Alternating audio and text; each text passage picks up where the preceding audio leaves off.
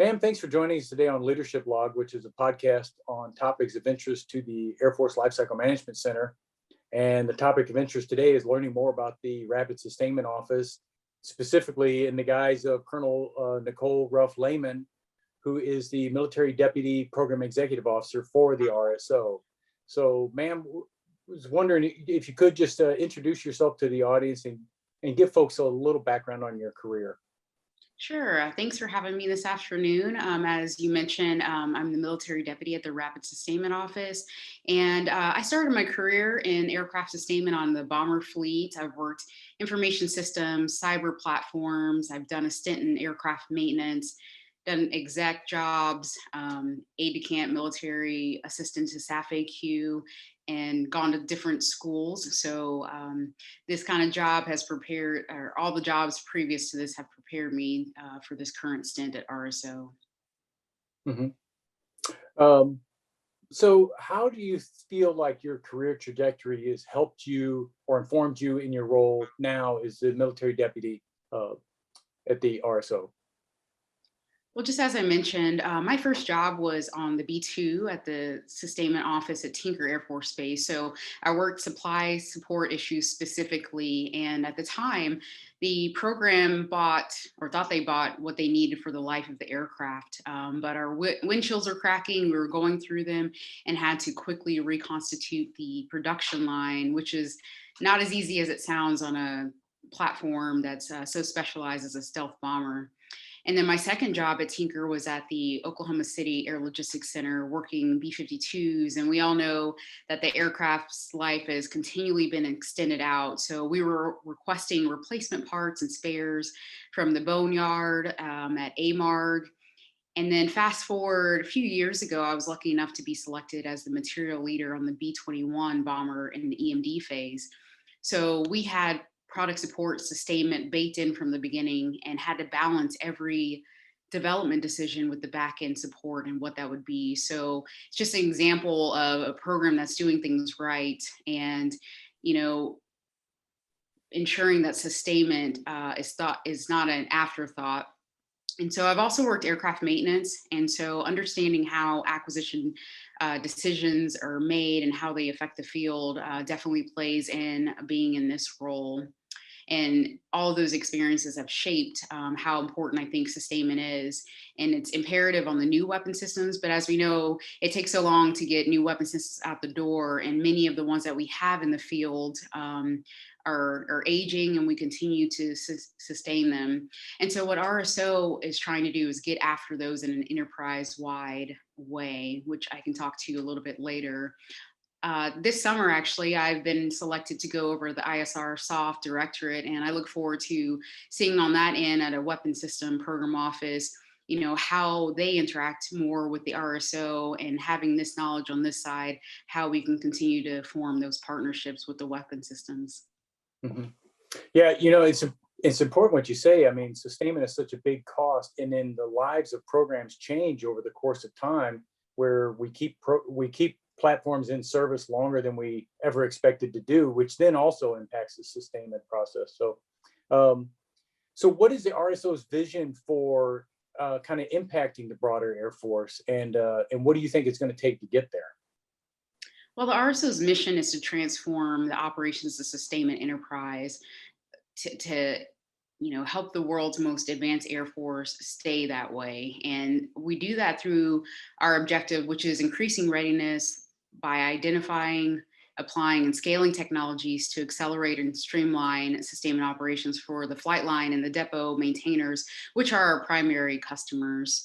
We aim to reduce the O&S cost, which is about 70% of the weapons life cycle, through technology adoption. And we have specific focus areas that we work on to enable this. Things like advanced manufacturing, which includes 3D printing parts. So, trying to quickly replace hard to source parts. We do things like laser depaint via automation robotics to accelerate repairs quickly, do them in a precise manner that leaves little chance to error. Another big program that we have here is Condition-Based Maintenance Plus, and that's to help reduce unscheduled maintenance time through predictive maintenance and reliability-centered maintenance, augmented virtual reality to accelerate the maintenance training for junior maintainers, and also those who are geographically separated, as well as data and digital environments to rapidly embrace technology enhancements. And then finally, we have rapid and austere environments. So being able to rapidly deploy with a minimal logistics footprint. But as I said earlier, RSO is trying to solve enterprise-wide issues rather than one-offs.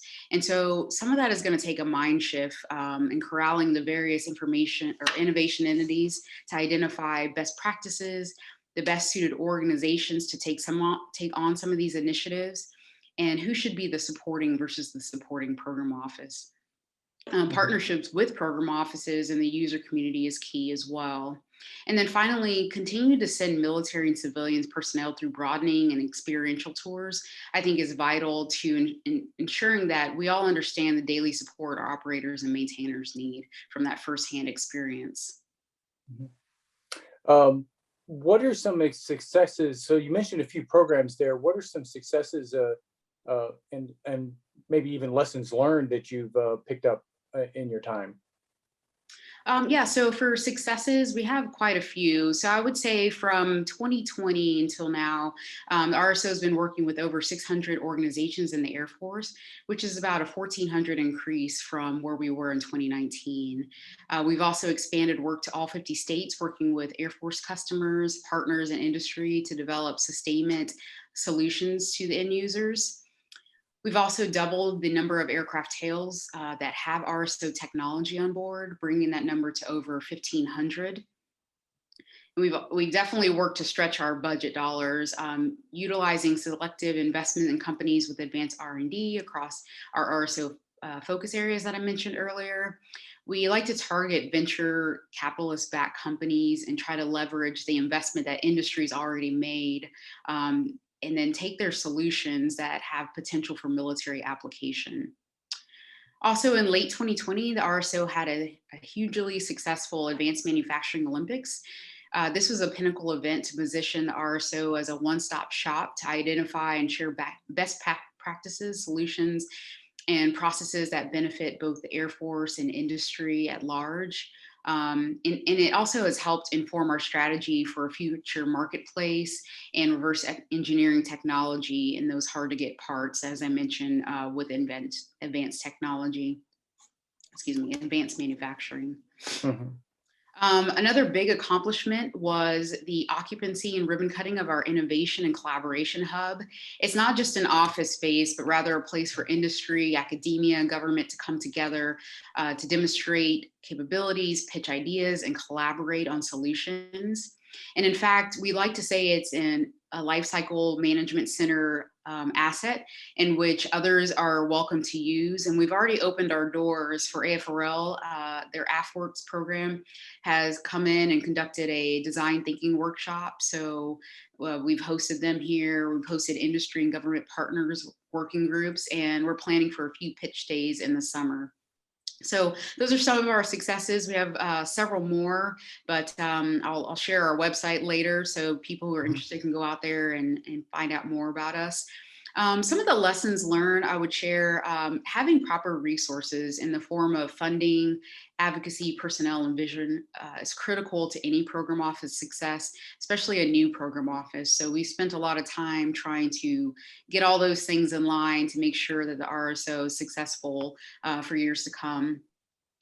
We have to continue to evaluate and understand who's operating the various spaces. So again, I mentioned supporting versus supported organization. You know, we have to ask, where does it make the most sense for RSO to be? Because we're not the only one that is involved in certain technology areas. And so we have to figure out what's the best fit, but our main focus is on sustainment. And then we have a sort of a decision tree that we like to use to make sure that projects we go after are ideal fit.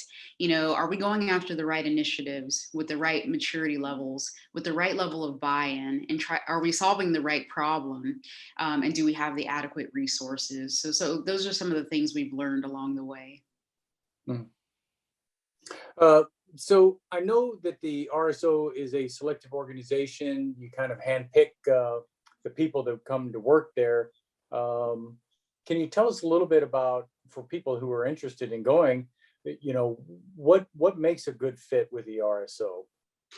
Yeah, like you said, we handpicked everyone that comes in, and some are from internal government through like succession planning or word of mouth, and others are from industry. And we think that's important to match the two, because having an innovation organization, you need the best and people who've seen the best and the different technologies, but you also have to understand that as a government organization.